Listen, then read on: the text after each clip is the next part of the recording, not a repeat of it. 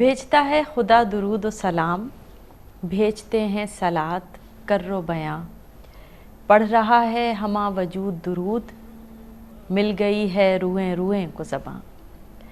روشنی کا سفر میں آج ہم بات کر رہے ہیں درود شریف اور اس کے فضائل پر۔ آپ جانتے ہیں کہ آج ہمارے ساتھ مہمان شخصیت موجود ہیں، پروفیسر جہاں آرا لطفی صاحبہ۔ ان سے ہم نے مختلف سوالات کیے اور یہ جاننے کی کوشش کی کہ درود شریف اور اس کے فضائل کیا ہیں۔ اب ہم دوبارہ سوالات کی طرف آتے ہیں اور پہلی بات ہم آپ سے یہ کریں گے کہ اب تک ہم نے یہ بات کی کہ درود پڑھنے کے فضائل یہ ہیں، درود پڑھنے والے کے انعامات یہ ہیں۔ اب یہ بتائیے گا کہ وہ کم نصیب لوگ جو درود کو اہمیت نہیں دے پاتے یا درود پڑھتے نہیں ہیں، ان کے بارے میں کیا کہیں گی آپ؟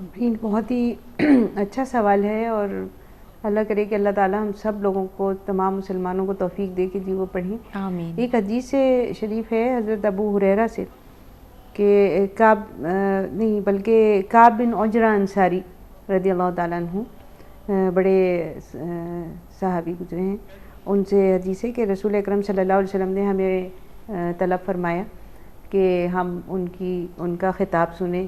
چنانچہ ہم مسجد نبوی میں جمع ہو گئے اور ہم نے حضور نبی کریم صلی اللہ علیہ وسلم کا خطاب سننے کے لیے جی۔ تو ہم نے دیکھا کہ حضور نبی کریم صلی اللہ علیہ وسلم جب ممبر پہ چڑھے تو آپ نے جب پہلی سیڑھی پر قدم رکھا تو آپ نے کہا آمین، دوسری پہ قدم رکھا تو آپ نے پھر فرمایا آمین، تیسری پہ قدم رکھا تو پھر آپ نے فرمایا آمین۔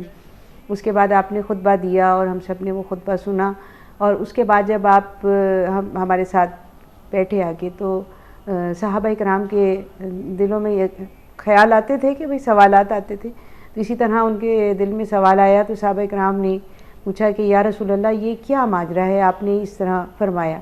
تو رسول اکرم صلی اللہ علیہ وسلم فرماتے ہیں کہ جب میں نے پہلی سیڑھی پر قدم رکھا تو حضرت جبریل علیہ السلام حاضر ہوئے، تشریف لائے، اور انہوں نے کہا کہ ہلاک ہوا یا برباد ہوا وہ شخص کہ جس نے رمضان کو پایا اور اپنی مغفرت نہیں کروائی۔ جب دوسری سیڑھی پر قدم رکھا تو انہوں نے، حضرت جبریل علیہ السلام نے کہا کہ جی ہلاک ہوا وہ شخص کہ جس کے سامنے یعنی حضور کا نام لیا گیا اور اس نے حضور صلی اللہ علیہ وسلم پہ درود نہیں بھیجا۔ اور تیسری بار انہوں نے کہا کہ ہلاک ہوا وہ شخص کہ جس کو بوڑھے والدین ملے اور اس نے اپنی جنت نہ بنائی۔ بالکل، یعنی ظاہر ہے کہ درود پڑھنے کی جو فضیلت ہے تو نہ پڑھنے کا اور اس پر حضور صلی اللہ علیہ وسلم نے فرمایا آمین۔ بالکل بالکل۔